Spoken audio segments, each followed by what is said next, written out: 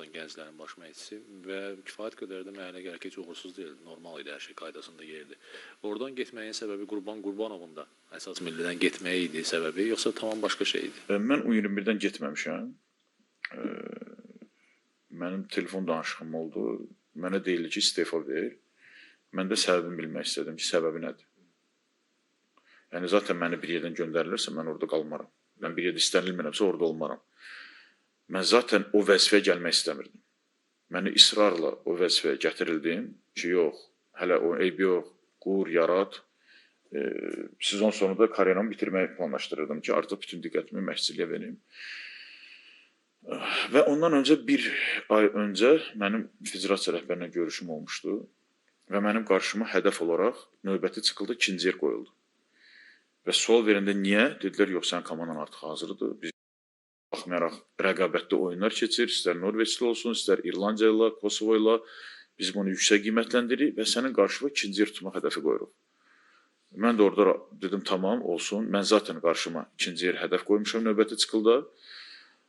Və üstündən 15-20 gün keçdi, bu hadisələr baş verdi və mənə deyildi, istefa ver. Mən də bilmək istədim ki, siz mənə 20 gün öncə ikinci yer hədəf qoydunuz ki, əladır, yaxşıdır, belə davam eləmək lazımdır. Biz sənə inanırıq, rəhbəriyyə də demişik ki, Rəşad qrupdan çıxacaq. İlk dəfə U21 komandamız qrupdan çıxacaq. Dedim, çıxacaq, çıxmayacaq bilmirəm, amma mənim hədəfim qrupdan çıxmaqdır. Alınır, alınmaz, xeyriz. Yaşlarım, indi səbəb nədir göndərilməyin? 15-20 gündə nə dəyişib? Yəni, bəs cavablar tutarsız, səbəbsiz, dəlilsiz. Yəni, bu şəkildə. Yoxsa mən özüm istefa verməmişim. Nəyə görə verməmişim? Çünki 20 gün öncə mənə hədəflər qoyulub, və israrla gətirilib. Biz də, mən o şeyə heç vaxt razı olmaram ki, gəldim 5 ay, 6 ay, indi get. O düzgün deyil. Həm də komanda da doğma idi, artıq qəbul edilmişlər. Komanda doğmalaşmışdı, bəli, uşaqları çox yaxşı tanıyırdım. Mən 19-da da işləmişdim, oradan neçə nəfər mənim uşaqlarım idi. Ora gəlmişdi, həmin uşaqlardan indi bir çoxu oynayırlar, inkişaf ediblər, yaxşı səviyyəyə gəlib çatıblar. Sən cəmiyyət eləmək olardı o komanda ilə? Çox şey eləmək olardı. Olarla. O periodda, belə deyək də, Qurban müəllimin təyinatı olduğu dönəmdən tutulan planlar, ideyalar davam etdirilsəydi, çox şey olardı. Gör, neçə ildə itirmişik hələ burada? 7-8 il biz orada vaxt itirdik. 7-8 il. Bizim o keçən mətbuat konferansında demişdim, həmin 19-umuz Kvaratskhelia Gürcistan üzərində qələbə qazandı. Rusiyanla elit raundda səfərdə bərabərə qaldı. İndi araşdırsaq o futbolçular hardadır, bizimkilər hardadır. Yenə də Qurban müəllimin rəhbəri altında olan futbolçular inkişaf elədi. Turalı olsun, Elvin olsun, Musası olsun, Nərman olsun.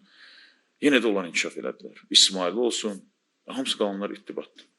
Yəni, çox təəssüf hissi keçirdirəm bu 7-8 ilə və İtirən tək siz deyilsiniz. Yox, biz itirdik. Tamaşaçılar da itirdik. Biz də itirmişik. Futbol camiyyəsi itirdi. Yəni, Qurban müəllimin 2016-cı ildə, 2017-ci ildə millidən getməsi ilə Azərbaycan futbol camiyyəsi itirdi.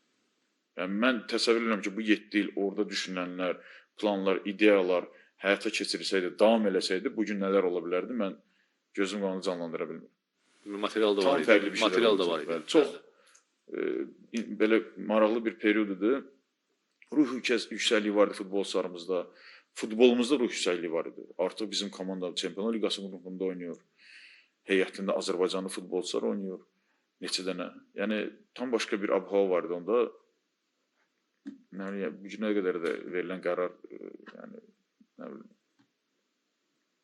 açıqlaması yoxdur, şərhi yox.